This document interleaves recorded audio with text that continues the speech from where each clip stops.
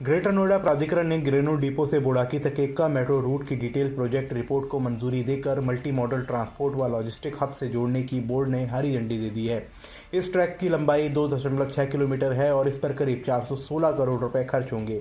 ये डीपीआर अब शासन को भेजकर पीएम गति शक्ति से जोड़कर वित्तीय सहायता की भी मांग की जाएगी।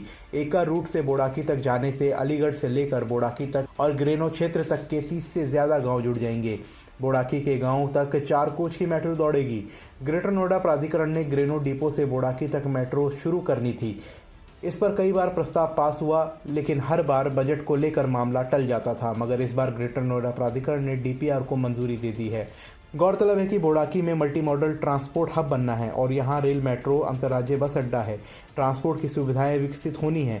ग्रेटर नोएडा भी एक्का लाइन मेट्रो का आखिरी स्टेशन डिपो है। इस ट्रैक को Noida metro rail corporation NMRC बनाएगा। NMRC ने इसकी डीपीआर बनाई है। शुरुआत में 4 कोच वाली मेट्रो चलाई जाएगी। इसके बाद ज़रूरत के हिसाब से ही इसको बढ़ाया जा सकता है। कल ग्रेटर नोएडा बोर्ड की बैठक हुई थी। उसमें सभी वर्गों के लिए प्रयास किया गया है कि जो प्रकरण लंबित चल रहे थे उनमें ऐसे पॉलिसी डिसीजंस लिए जाएं जिससे आम लोगों को लाभ मिले। किसानों के लिए लगातार ये मांग चलती आ रही थी कि जो उनके ज़मीन के अगेंस्ट प्लॉट दिए जाते हैं उसमें कंस्ट्रक्शन पेनल्टी बहुत ज़्यादा लगती है और उसको नोएडा की तर्ज पे कम किया जाए।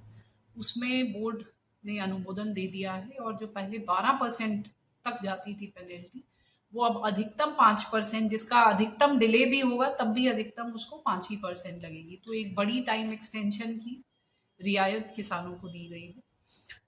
उसके अतिरिक्त जो यहाँ के सामान्य आमजन नागरिक हैं उनके लिए भी कई स्कीम्स लाई गई हैं। ये शहर है जहाँ पे बहुत सारे फ्लैट्स हैं और फ्लैट बायर्स में कई जगह ऐसे प्रोजेक्ट्स हैं जहाँ रजिस्ट्रीज देयताओं की वजह से रुकी हुई हैं। उसको और सुविधाजनक करने के लिए जो कुछ ऐसी पॉलिसीज थी जिसमें बिल्डर्स रीशेड्यूलमेंट पॉलिसी में 4 किश्तों में पैसा जो है वो जमा करा सकते हैं। साथ ही जो उनके प्रोजेक्ट्स डिले चल रहे हैं उसमें प्राधिकरण की तरफ से समय वृद्धि शुल्क लगाया जाता है। उसकी दरों में कुछ कमी की गई है जिससे वो थोड़ा सा बेरेबल हो जाए, क्योंकि अल्टीमेटली ये कॉस्ट भी बायर्स तक ही लेवी होता है।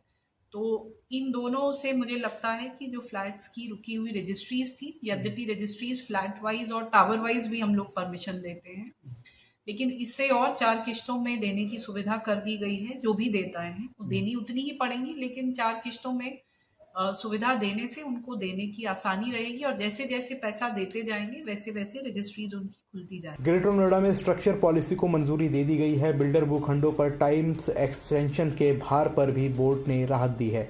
इसमें जितना निर्माण हो चुका है उस पर अब टाइम्स एक्सटेंशन चार्ज नहीं लगाएगा। इन दोनों निर्णय से ग्रेनो के करीब 2 लाख खरीदारों को भी लाभ मिलेगा। नोएडा में भी नियम के मुताबिक बिल्डर FAR में मनमानी नहीं कर पाएंगे और उसके लिए भी फ्लोर एरिया रेशियो के लिए 2/3 खरीदारों से अनुमति लेनी होगी। डिपो से बुड़ाकी तक मेट्रो विस्तार की डीपीआर की मंजूरी के बाद वहीं नोएडा को 30 एकड़ भूमि ग्रेनो को अस्तौली में 99 साल के पट्टे पर दी गई है। यहाँ पर NTPC कोयला और बायोगैस बनाई जाएगी। नोएडा से शिव त्यागी की रिपोर्ट, जनहित टाइम्स।